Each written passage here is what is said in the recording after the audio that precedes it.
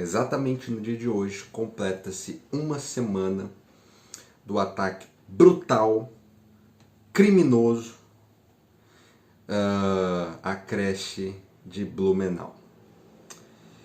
E esse crime, absolutamente do nada, absolutamente aleatório, ele iniciou uma onda de outros ataques, principalmente ali no sul do Brasil.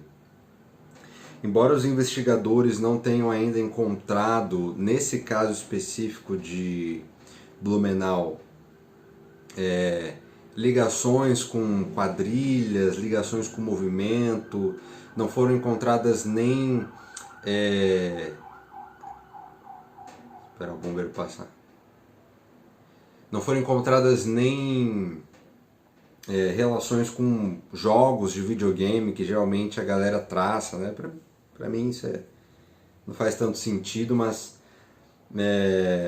nem isso foi encontrado. Foi checado o WhatsApp, foi checado as mensagens de celular, não foi identificado nada que comprovasse a atuação de um mandante, nem a atuação de uma quadrilha, de um movimento. Mas mesmo assim, o que tem sido dito, o que tem sido noticiado, de pequenos ataques mais sérios, ataques menos graves, é que existe uma onda de movimentos coordenados nas escolas, seja por parte de ex-alunos, seja por parte de pessoas aleatórias, como foi o caso desse de Blumenau, seja por parte dos próprios alunos que atuam na determinada escola. Então eles combinam, eles se desafiam e levam alguma arma branca para a escola e ali fazem ataque a professores, fazem ataques a colegas e assim, as escolas como um todo têm sentido muito medo e é evidente, né? Eu ia ministrar numa escola e o capelão de lá falou, olha, traz alguma coisa nesse sentido, traz alguma mensagem em relação ao amor de Jesus, e isso despertou algo em mim, porque é óbvio que a gente fica com muito medo, mas a crueldade do ser humano, a capacidade do ser humano de produzir maldade, ela faz a gente refletir sobre muitas questões. E eu lembro de ter estudado algum tempo atrás algumas estatísticas em relação a criminosos, sejam crimes brandos, sejam crimes mais hediondos. E existe, como você viu aí no tema, uma estrita ligação entre crime e falta de paternidade. Eu não quero colocar aqui, não vou ser irresponsável a tal ponto de colocar como o principal fator de crimes cometidos falta de paternidade, como se os criminosos fossem apenas vítimas de seus atos. Não, estudos apontam que eles decidem, né? Estava vendo uma entrevista do secretário de Segurança Pública do Estado de São Paulo, não vou lembrar o nome dele agora, mas é um cara muito bem informado, que já participou da rota e tudo mais, tem muita experiência de campo, e ele falou, olha, o crime em si, ele tem que valer a pena. O crime hoje no Brasil, ele custa muito barato para a pessoa ter o retorno, um furto de celular, um assalto, etc. Então o criminoso, ele toma a decisão racional de praticar o crime. O que eu quero falar não é sobre isso, não quero vir aqui ser responsável para com as vítimas, mas eu quero refletir sobre algo que é muito genuíno.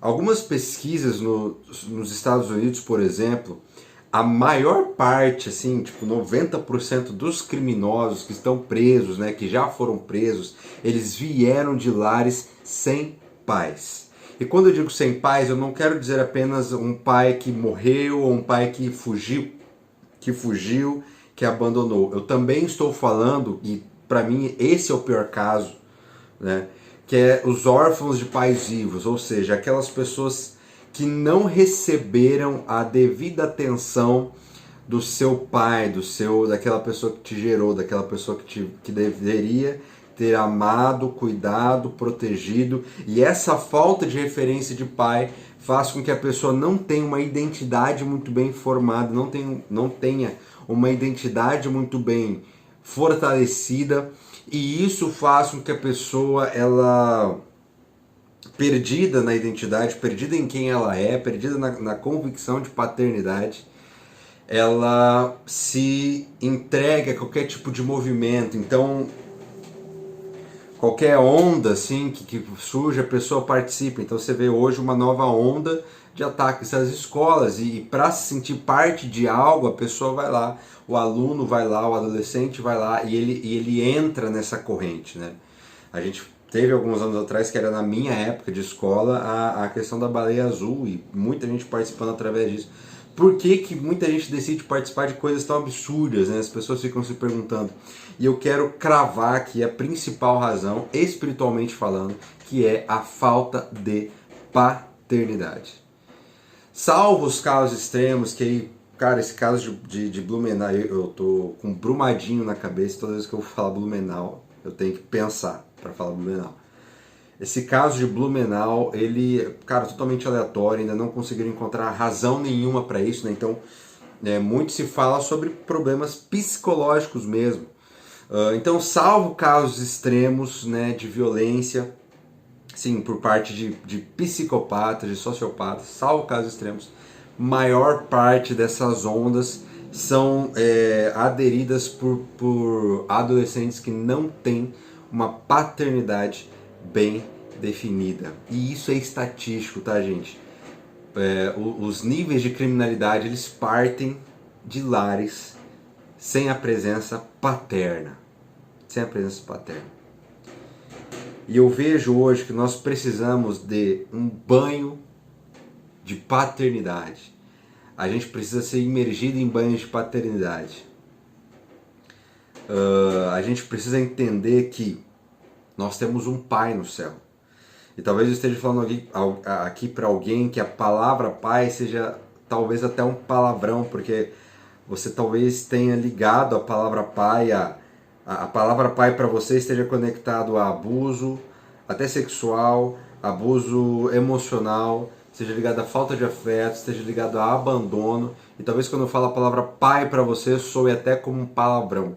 Mas hoje eu quero te convidar através desse vídeo a ressignificar o significado da palavra pai. Porque quando Jesus veio, ele em vários momentos se referiu àquele Deus no céu, criador, soberano, que muitas vezes a gente pensa que está distante de nós, como um pai. Ele fala, olha, eu faço o que eu vejo o meu pai fazer.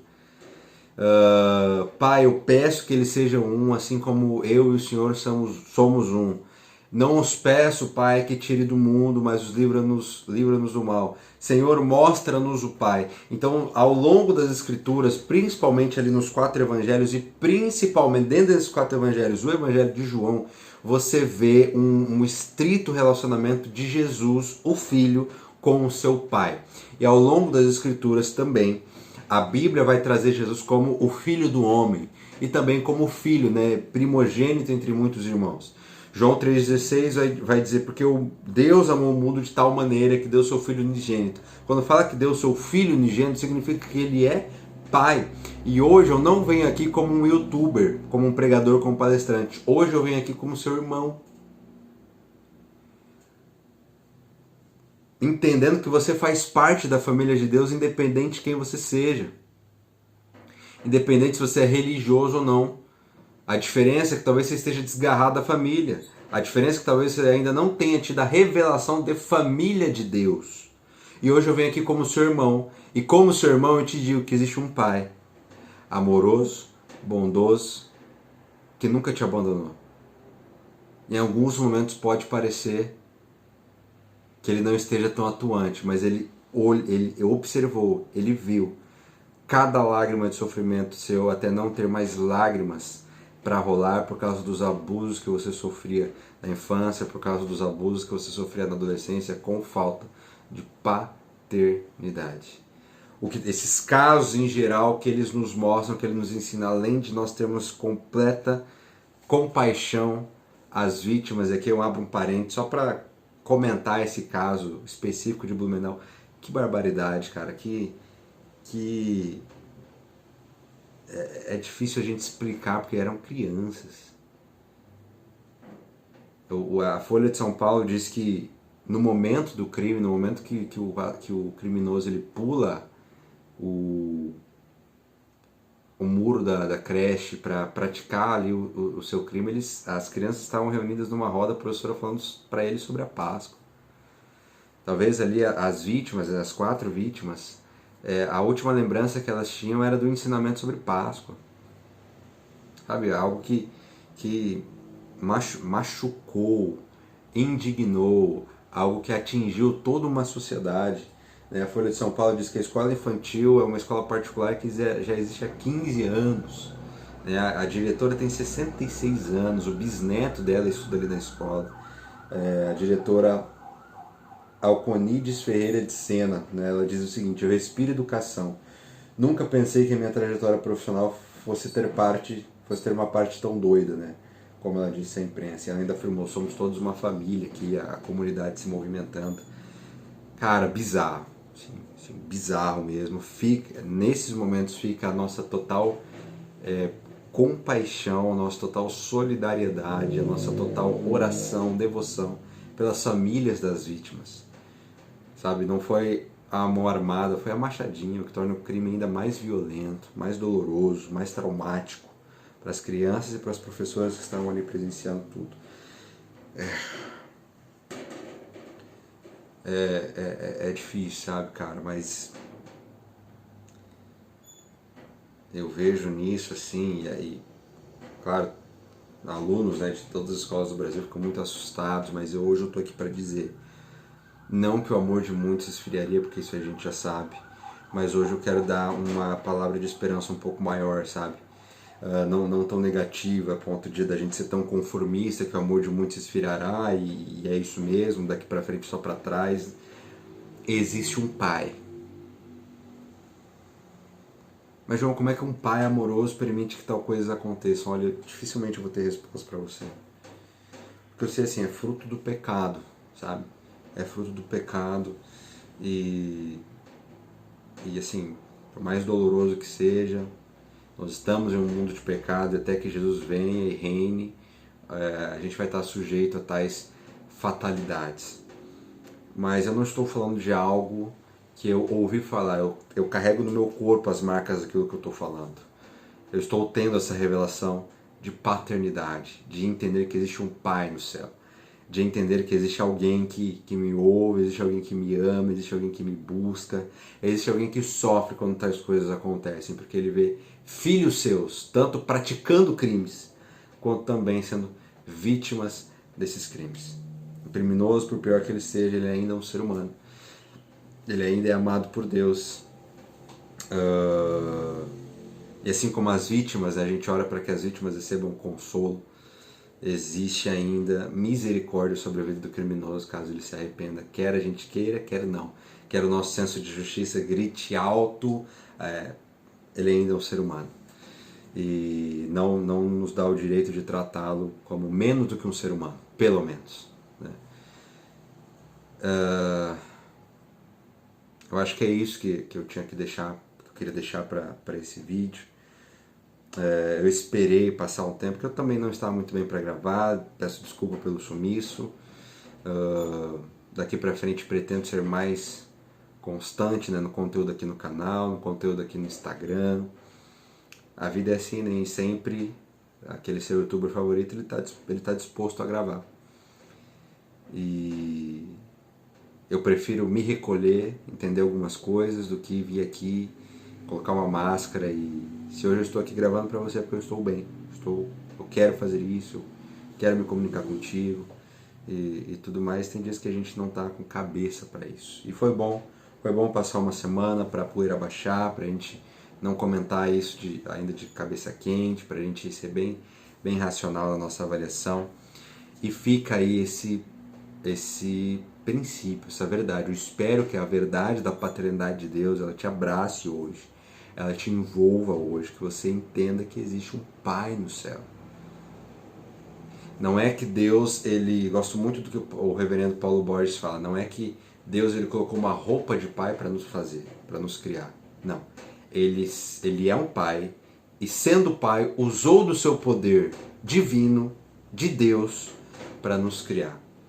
E não só isso, antes que o homem caísse, ele já tinha um plano B, que era entregar aquilo que ele tinha de melhor, para que hoje eu e você tivéssemos acesso direto a ele e tivéssemos a chance de salvação, como ponto de partida para uma caminhada em um relacionamento, entenda?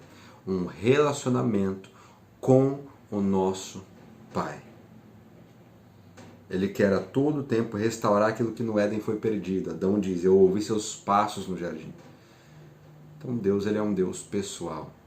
Nós podemos ouvir os seus passos. E Jesus diz, eu faço o que eu vejo meu Pai fazer. Então nesse lugar de intimidade, nesse lugar de secreto, é o lugar onde todos os nossos sentidos estão envolvidos nessa questão. Estão envolvidos nesse aspecto e nesse lugar de intimidade agora, com o rosto destapado, sem o véu já foi rasgado, não precisamos de um intercessor subir no monte no nosso lugar para que a gente veja Deus. Nós, com o nosso quarto, com a porta do nosso quarto fechado, a gente pode ter acesso ao nosso Pai e às revelações e às respostas aos questionamentos que a gente tem para a nossa vida. Ali a gente consegue encontrar um lugar de paz, de segurança e principalmente de revelação de paternidade. Um Deus que não está distante, um Deus que é Pai e que está próximo de nós. Beleza? Aí aquela regra que você já sabe, né? Se você gostou, deixa lá, blá blá blá blá blá. Já é rato de internet, já sabe muito bem disso. Um abraço e a gente se vê no próximo vídeo.